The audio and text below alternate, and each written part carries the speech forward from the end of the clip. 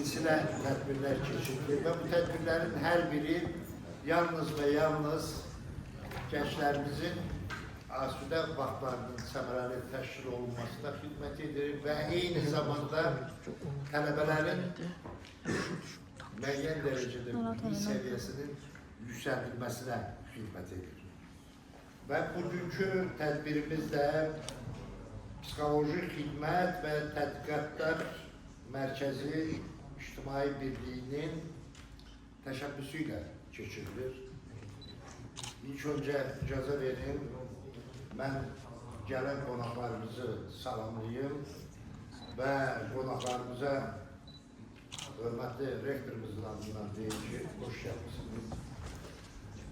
Bugün qonaqlarımız Məsimova Ruziya, Bayramov Rəşad, buyurun rəsət heyətinə və eyni zamanda Psixologiya Kafedrasının müdürü Özür xanım, siz də buyurun. Demək, aydındır ki,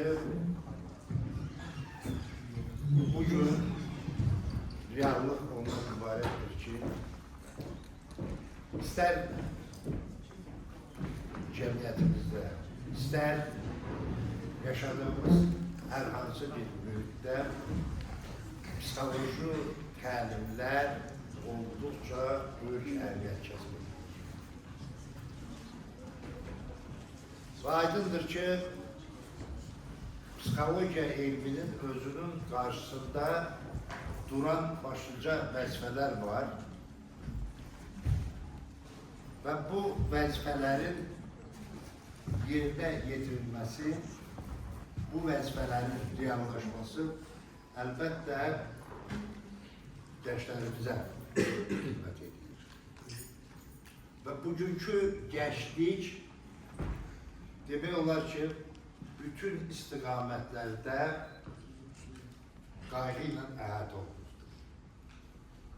Möhtərəm Cənab Prezidentimizin gənclərə verdiyi qiymət, gənclərin inkişafı üçün görülən tədbirlər bir məqsədə xidmət edir. Azərbaycan gəncliyi sağlam mühitdə böyüməlidir. Azərbaycan gəncliyi bugünün tələblərinə cavab verən bir gənc nəsil kimi yetişməlidir. Və bir şey düşünməliyik ki, bugün çox böyük fəxrlə, fəqarətlə qeyd edirik ki, düşmən tapdağı altında olan torpaqlarımız işğaldan azad olur. Hər birimizi sevindirir. Yəni, bilmək lazımdır ki, bugünə qədər Azərbaycanın itirilmiş torpaqlarından bir qarış da olsun qayıtmamışdır. Və ilk dəfə olaraq Cənab Prezidentimiz İlham Əliyevin apardığı uğurlu siyasət nəticəsində və ordumuzun qüdrəti nəticəsində itirilmiş torpaqlarımız geri qayıtdı. Və bu torpaqların geri qayıtması məhz siz gənclərin hesabına başa gəlir. Və mən torpaqların azad olunması prosesində gənclərimizin vətənpərvərlik hissini bir daha şahid oldum. Bir daha gördüm ki, bugünkü Azərbaycan gəncliyi vətən üçün canından keçməyə hər zaman hazır olan gənclikdir. Və bugünkü tədbirin keçirilməsində də məqsəd nədir ibarət? Bugünkü tədbirin keçirilməsində məqsəd ondan ibarətdir ki, sağlam gənclik yetişməlidir. Və sağlam gəncliyin psixoloji durumu yerində olur. Və bugün biz fəxrlə deyirik ki, Azərbaycanın gözəl gələcəyi var. Və Azərbaycanın gözəl gələcəyi məhz siz gənclərin çiyinləri üzrə qurulur. Bugün sizlər Azərbaycanın gələcəyisiniz. Bugün sizlər vətənin müdafiəçilərisiniz. Bugün sizlər sağlam və əyilməz bir Respublikanın inkişafında misilsiz xidmətə maliksiniz. Və eyni zamanda mən gələn qonaqlarımıza bir daha təşəkkürümü bildirirəm ki, bugün bizim gençler üçün bu tədbiri düzenleyiblər və bu tədbir bir daha keçiriliyor. Yalnız ve yalnız sizlere hizmet edilir. Bugünkü tədbirin başlıca məqsədi məhz siz gençleri inkişafına hizmet edilir. Və mən bir məsələni qeyd edim ki, yakınlarda bir insan neşesinde bir yazıya rast geldim ve orada bir oldukça maraklı bir epizod verilmişti.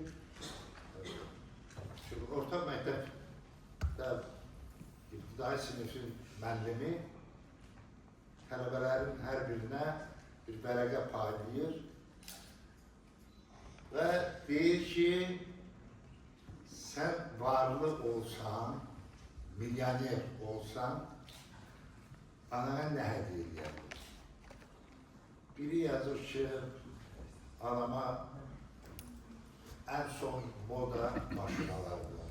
Biri deyir ki, Maldiv adalarında, Maldiv'de bir ada alardım, anama hediye ederdim.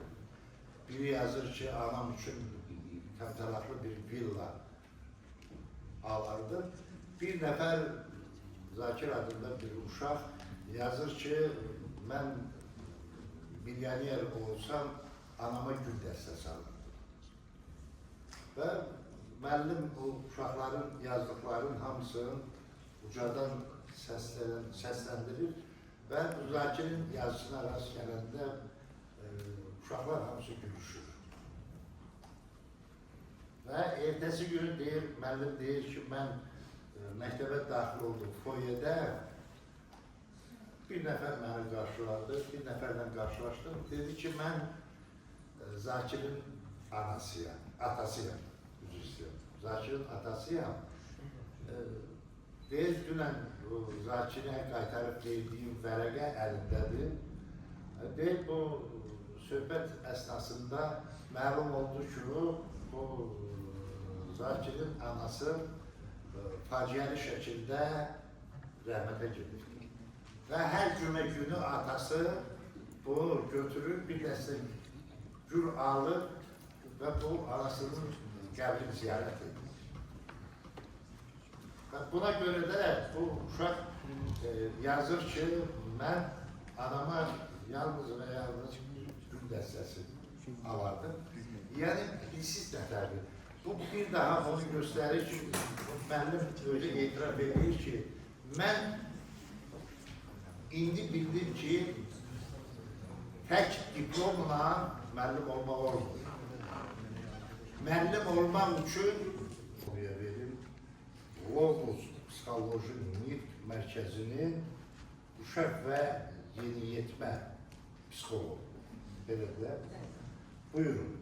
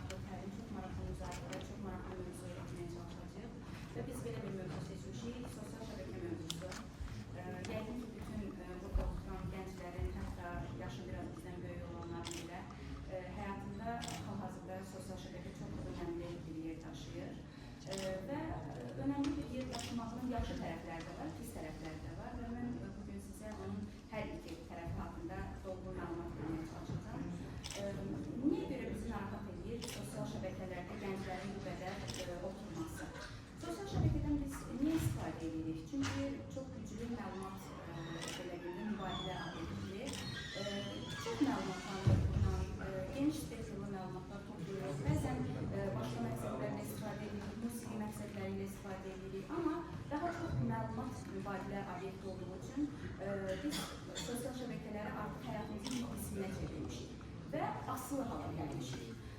Asılılıq deyəndə bəzən başqa spektrdən yanaşacaq bütün burada oturan gənclər, tələbələr, amma asıllıq deyəndə artıq nəyi nəzərdə tuturuq? Psixoloji aspektdən buna baxacağım.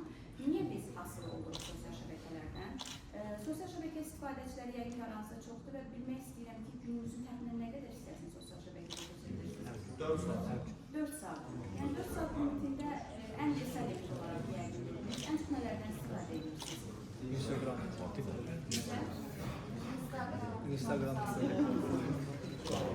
Və siz özünüzü tabii ki, hər birinizdən ayrı-ayrılıqda soruşsam, ayrı-ayrılıqda hər birinizə müraciət eləsəm, hər biriniz deyəcəksiniz ki, boş vaxtını səmərəli dəyərləndirirəm, özünüzə heç vaxt asılı deməyəcəksiniz. Amma biz nə zaman artıq sosial şəbəkədən istifadə edənlərə asılı deyilik, onlar artıq nəzarətdən çıxır. Gündəlik həyatlarının 4 saatından da artıq bir çox qismini, artıq 4 saatdan istifadə edən belə asılı sayılır burada. Asılı sayılır onlar, nəzarətdən çıxır. Gündəlik əhval-ruhiyyəmiz çox aşağıdır, özünə inanmamız çox aşağıdır. Real söhbətlərdən qaçırıq və yalnız virtual söhbətlərə üstünlük edirik.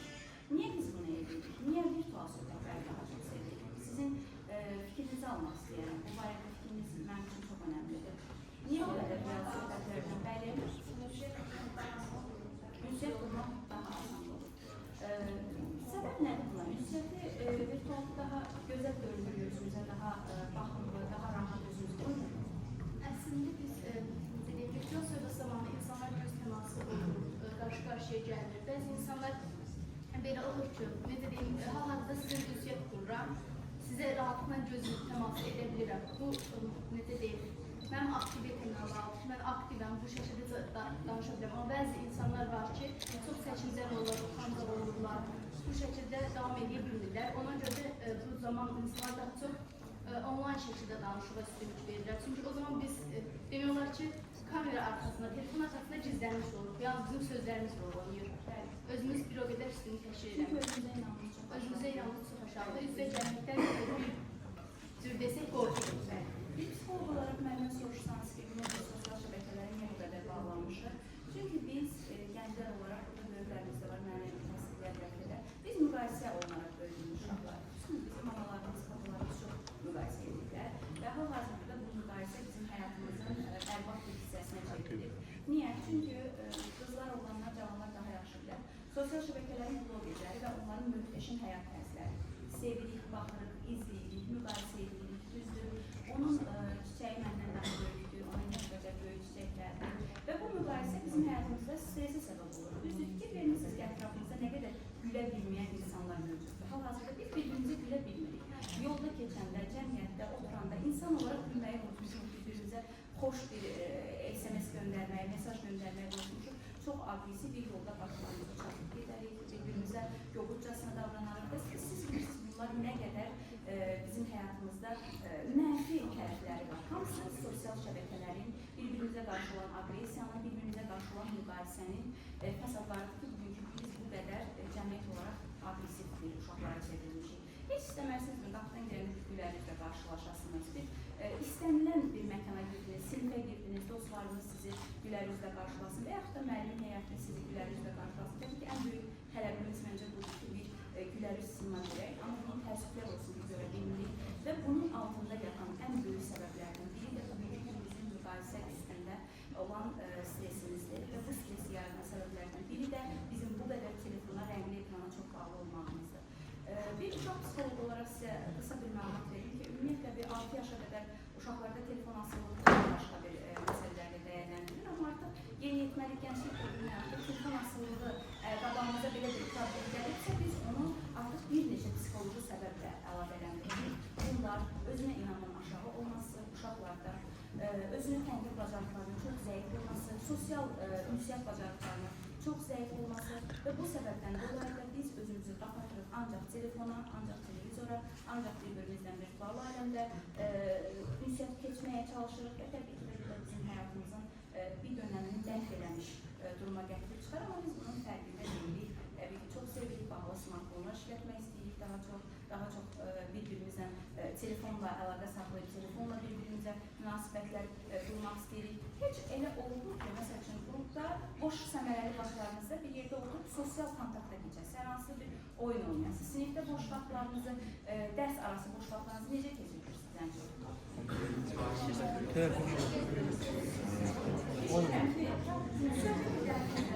Və düşünürəm ki, o test telefona baxın, çünki dərs sırasında baxmamışam. Görün mənə kim SMS yazıb orada, bunu da eləyənimiz var. Düzdürmü? Çox təəssüflə bildirmək istəyirəm ki, gənclər olaraq özünüzün qədrinizi bilmir, özünüzün əslində kəşf edəcəksiniz və düşünürəm ki, çox dolğun və çox gözəl gənclər olacaqsınız, buna əminəm. Hər birinizin çox qəşəng işığı var, amma təbii ki, şəbəkələrdən uzaq olarsınız. Bilirəm, beyninizə bir çox sağ olun.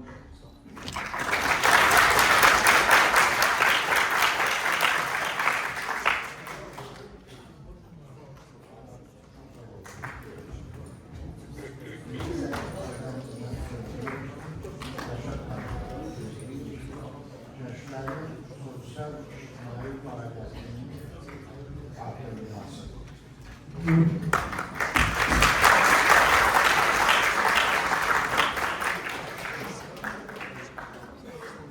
Hörmətli Asif müəllim, dəyərli Zümrüdxan, əziz müəllimlər və dəyərli tələbələr, hər birinizi mən də salamlayıram. Məlumat verdi. Mən eyni zamanda bugün təlimlə bərabər qısa bir bizim layihə haqqında bir məlumat verəcəm. Daha sonra məndə olan mövzuya toxunacağım. Layihəmizin adı gördüyünüz kimi region gənclərinin sosial psixoloji maarifləndirilməsi marafonudur. Layihəmiz artıq bugün Gəncə şəhərinə daxil olmaqla 6-cı şəhər və rayonda keçirməkdəyik. Bundan öncə adları da qeyd olunan rayonlarımızda Qazar, Biləsuvar, Beyləqan, Lənkəran, Quba şəhər rayonlarında keçirilmişdi və belə deyək, sonuncu artıq layihə çərçivəsində tədbirimiz Gəncə şəhərində, məhz sizin universitetdə, Gəncə Dövlət Universitetində keçirilir və bugün tədbirin təşkilində icazəsinə görə Yusuf müəllim başda olmaqla Asif müəllim, Zümrüdxan, minnətdarıq təşkilatçılıqda göstərdiyiniz dəstəyə görə və siz gənclərə təşəkkürümü bildiririk ki, dəyərli vaxtınızı ayırıb gəlmişsiniz.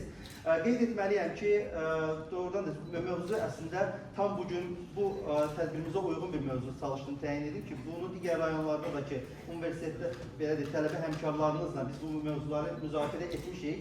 Sosial ictimai fəaliyyət deyəndə, yəni əslində bəzən düşünürlər ki, artıq mən universitetə daxil olduqsa çox şey həll olundu. Xeyr, əslində məhz gələcəyimizin bünövrəsi elə universitetdə qoyulacaq. Hansı ki, bəzən kollec olsun, fərq yoxdur. 3 il, 4 il, bəzi universitetlərdə 6 il. Bu dövr əslində sizin gələcəyinizin bünövrəsini qoyduğunuz dövrdür. Yəni burada təməl yaxşı qoyularsa, üzərinə belə deyək, betonun keyfiyyəti tökülərsə, üzərinə qoyulan divar səmərəli olsa, sizin gələcəyiniz də möhkəm olacaq. Əks halda daha da belə deyək ki, uçurumlar olacaqdır, həyatımıza maneələrlə rastlaşacaq ki, bu əslində bu həyatımızın artıq bu dövrdə həyatımızın bir ayrılmaz hissəsi olacaqdır. Gəlin sosial və ictimai fəaliyyət hissəsinə bir özümün aspektindən götürək. Düzdür, biz bugün Bakı şəhərinə gəlmişik, qonaq gəlmişik, amma mən özüm Gəncə şəhərində doğulub böyümüşəm. Burada ilk orta təhsilimi də burada bitirmişəm. Doğrudan da Bakı şəhərinə gedəndə universitetə daxil olduqdan sonra ilk günlər mənə də maraqlı idi ki, həyatımı seçimini hansı istiqamətdə getirəcəyik. Bir istiqamət bu idi ki, gündəlik dərsimə gəlib, oxuyub, edin, dostlarımızla, qrup yoldaşlarımızla ancaq vaxtımızı keçirək və institutdan bir diplom alıb gələcəyimizi qeyri-müəyyən bir dövrə salıb. Bu dövrü mən yaşamışam, yalan deyə bilmərəm. Bir ay, yəni belə deyək, o formada yaşadım və bir aydan sonra gördüm ki, bəli, dostlarımızla, qrup yoldaşlarımızla səmərəli vaxt keçirir, amma yəni bu vaxt sadəcə ad olaraq səmərəli keçirilir və nəticə həyatımda hər hansı bir inkişaf görmürük. Dərsdir, gündəlik dərslərdir, müəllimlərimizin təqdim etdiyi dərsləri oxuyuruq, cavab veririk, qiymət alırıq, dərsdən sonra gedirik, qrupların bir yerə vaxt keçirir, amma nəticəmiz yoxdur. Və növbəti aydan, məsələn, oktyabr ayından sonra qərar aldıq ki, həyatımızda bir dəyişiklik etmək lazımdır. Təbii ki, yeni bir tələbə, Gəncədən Bakıya getmiş, böyük bir şəhərə getmiş tələbə üçün ən yaxşı başlanğıc yeri elə universitetin özüydü. Universitetlərdə təbii ki, illərdir olan və bu gündə xüsusən fəallaşan tələbə gənclər təşkilatları var idi. Hansı ki, bir çoxlarımız, yəni 100% tələbələrin hər birinin adını eşitdiyi bir qurumdur. Və məhz tələbə gənclər təşkilatında artıq başladıq fəaliyyətə. Fəaliyyətə dünən Qazax şəhərində də keçəndə bəzən dostlar gülümsədilər. İlk işim həqiqətən deyil, mənim könüllü olaraq götürüb gətirdiyim ilk iş prologları görürsünüz. Prologları açıb bağlamaq deyib mənə tapşırılmışdı. Yəni bir öncə mən də düşündüm ki, bu nədir ki, mənə təqdim ediyor? Dedi, bir aç bağlı görsən, ümumiyyətlə bu işi görə biləcəksənmi? İndi maşallah, rologlarımız təkmilləşibdir, çox razını açıb yığılıb, onda həqiqətən çətin idi, onun quraşdırılması bir dərd idi və dəfələrlə belə deyək ki, özümə xəsarət yetirmişdim. Bir müddət keçdikdən sonra gəlirdim, rologı açırdım, gedib oturdum, arxada qardaş oturan kimi, ev arxada oturub tədbirlərə qulaq açırdım.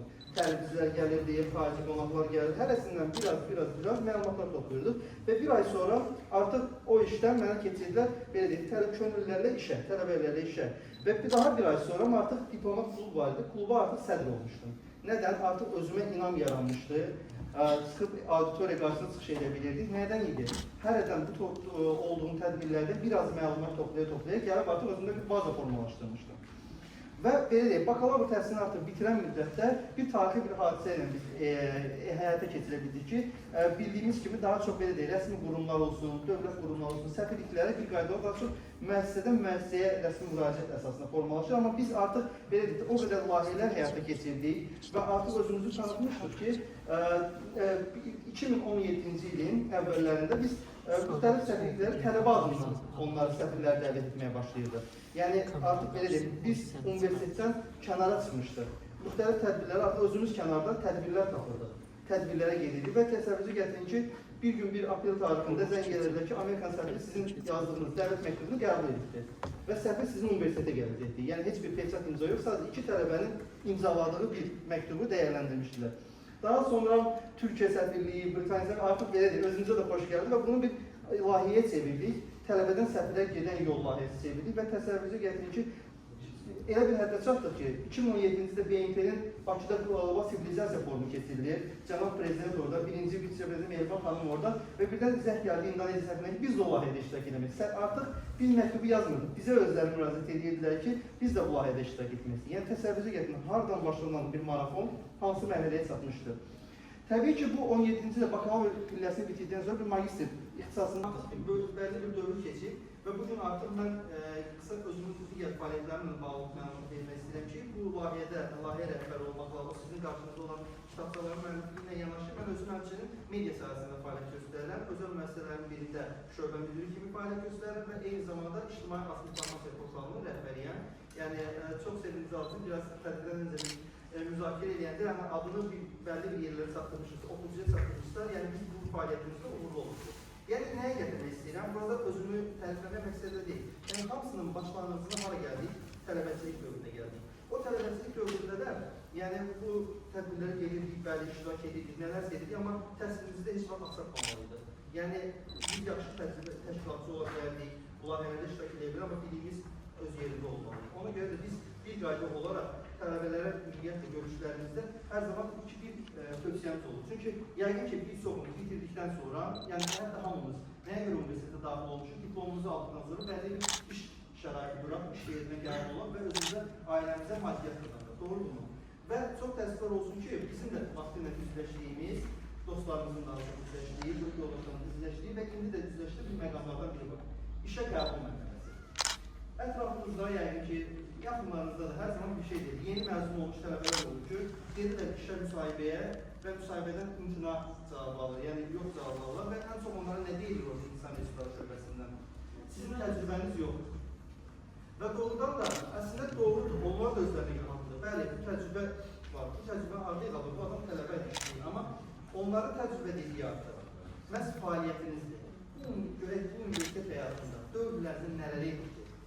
Ona görə mən həmçinin çalışdığım müəssisədə insan resursları şöbəsində rəhbərlik edirəm. Orada da bizim qarşımıza yeni məzun olmuş tələbələrin CV-ləri gəlir ki, orada belə deyil, CV-lərimiz artıq 3 kateqoriya formalaşıbdır. Biz artıq bunu formalaşmışıq.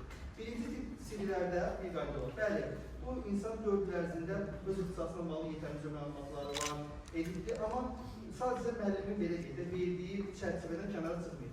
Müəllim dərs verirsə, onu oxuyub öyrənildi, sərbəst işləri, DFT təqdim edildi, kollektiv imtahanı, filan imtahanı və diplom alındı.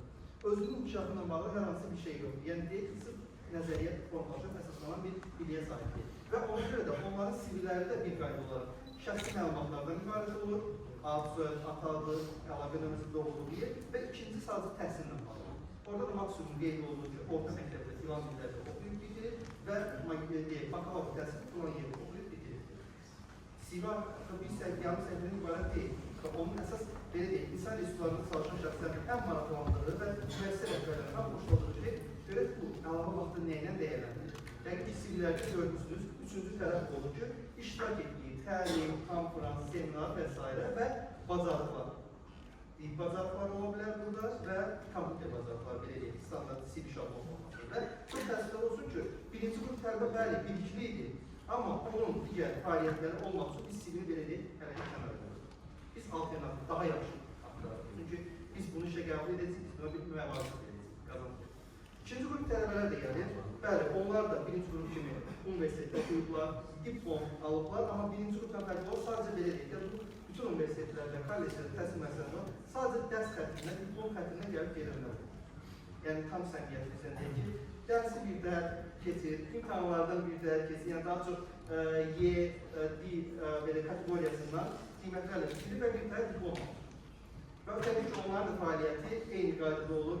Yəni daha çox fəaliyyətlər dərsdən sonra o dediyim mənim birinci ay görmə təsavvür edir ki, dərs sırasından sonra elə belə xanımlar gedir mola, bəylər daha çox gedir daxil ola bilər və ya PlayStation ola bilər. Reallıqdır, yəni yenə deyəm, bu dövrü mən də getmişim. Və ona görə də sivil orada da eyni vəziyyətdə aşağı yuxarı eyni olur. Heç bir fəaliyyət yoxdur. Və biz də təbii ki, sivil qoyduq kənara. Üçüncü qrup tələbələr olur ki, bu qrup tələbələr, bəli, birinci qrup tələbələr kimi bəlkə dərsləri o qədər yaxşı oxumayıblar, onlar görə dərslərdə mütəmadi iştirak edəmirlər. Amma o dövrü, o hansı ki, iştirak etmədiyi dövrü olsun və ya dərslərindən daha çox vaxt ayırıb fəaliyyət dövrünə gətirir. Universitetdə tələbə gənclər təşkilatlarına qoşulur, universitetin tədbirlərində iştirak edir, tələbə elmi cəmiyyətlərində, məqalələrlə müxtəlif belə deyək də, dövrlərdə universitetdə çıxış edir. Universitetdən kənar gedib klublara qoşulur, gedib dil bazarlarını təkmilləşdirir, gedib ondan sonra kompüter bazarlarını təkmilləşdirir. Yəni deyək, bir sahənin yetərlənmir. 4 ili hansısa formada keçirir.